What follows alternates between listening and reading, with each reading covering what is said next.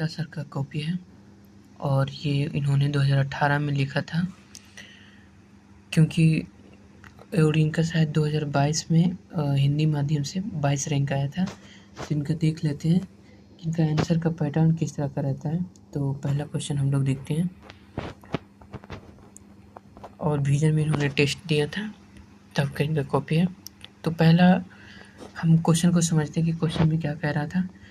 पहले एक क्वेश्चन में ये बोल रहा था, हम ये पार्ट को देख लेते 1 मिनट, कि संसद की प्रभावकारिता में निरंतर गिरावट आ रही है। ये पहला पार्ट हो गया, ठीक है। तो गिरावट आ रहा है, उसका कारण हमें बताना था। फिर दूसरा बोल रहा था कि वो जो चिंताएं हैं या फिर वो जो कारण है उसके समाधान के लिए उपाय बताएं। तो ये 2 पार्ट में था। तो देखते हैं, इनका पहले इंट्रोडक्शन जो था वो काफ़ी छोटा लिखे थे पर बहुत अच्छा लिखे। इस वर्ष के बजट सत्र में लगातार व्यवधान के कारण संसद की प्रभावकारिता पर प्रश्न चिन्ह लगाए जा रहे हैं। हालांकि ये जनरल पॉइंट है, और अगर कोई क्वेश्चन में जैसे ना आए, आपको पता नहीं हो डाटा उटा, तो जनरल पॉइंट से आप शुरू कर सकते हैं। जनरल लिख दिए इन्होंने। उसके बाद फिर उन्होंने आगे क्या लिखा है कि प्रभावकारिता में गिरावट के कारण क्या क्या है। तो जैसे पहला इन्होंने दिया है कि संसद में अनावश्यक गतिरोध बनाना। दूसरा, राजनीतिज्ञों के मध्य लोगों के प्रति अपनी जिम्मेदारियों के प्रति असंवेदनशीलता।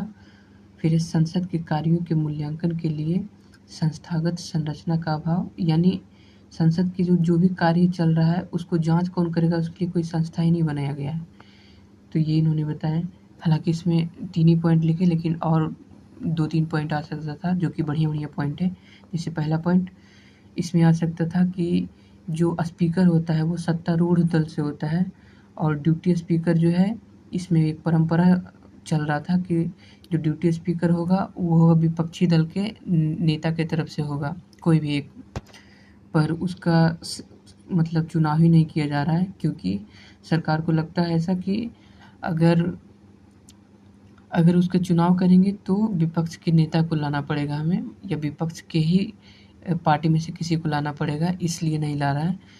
तो ये एक हो सकता है इसका मेन रीज़न, क्योंकि अगर स्पीकर पक्षपात रहेगा तो वो क्या कर सकता है कि गतिरोध की स्थिति में कभी भी बंद कर सकता है, विपक्षी को कम बोलने दिया जा सकता है, और एफिशिएंसी वैसे भी कम हो सकता है इसके कारण से। तो ये एक पॉइंट आ सकता था।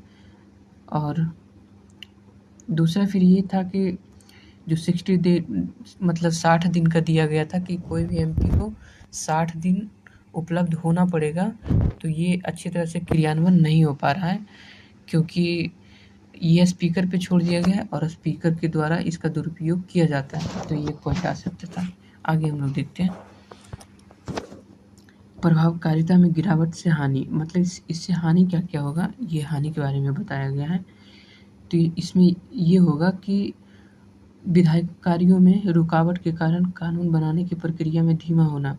मतलब अगर विधायिकी प्रक्रिया का प्रभावकारिता अगर कम जाएगा तो वैसे भी कानून धीरे धीरे बनेगा, क्योंकि वाद विवाद बहस ये सब नहीं हो पाएगा। फिर आगे देखते हैं, अगला पॉइंट जो था वो गतिरोध के कारण विधेयका पर अपर्याप्त बहस। तो वही पॉइंट है, उसी का बस यहाँ पे एक्सटेंड कर दिए। संसद के गतिरोध के कारण आर्थिक हानि, तो ये भी एक अच्छा पॉइंट है कि अगर गतिरोध होते रहता है तो उसके कारण बहुत सारे जो बिल फंसा हुआ है उसमें आर्थिक नुकसान हो सकता है, अगर वो कोई अर्थव्यवस्था से संबंधित हो तो। ठीक है, फिर अगला पॉइंट देखते हैं, संसद की गरिमा में गिरावट। गरिमा में गिरावट भी हो जाता है, जैसे कि अभी भी आप लोग देखेंगे कुछ टाइम पहले कि संसद में ही लड़ाई झगड़ा हो गया था और एक दूसरे को ब्लेम कर रहा था, और यहाँ तक कि चेयर बोतल ये सब फेंका फेंकी हो चुका था। तो उससे उसकी गरिमा कमता है कि आप हम सब के लिए कानून बना रहे हैं और खुद कानून तोड़ रहे हैं अंदर में। तो ये एक हो सकता था। फिर अब देखते हैं इसका समाधान के उपाय। हाँ, इन्होंने बताए हैं सर ने।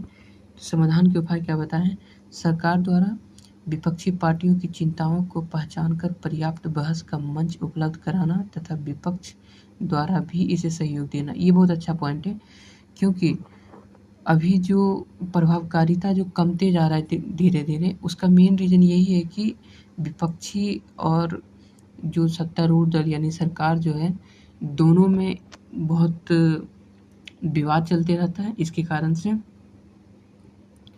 सत्र का भी अवसान कर देना पड़ता है। तो ये एक पॉइंट बहुत अच्छा पॉइंट था।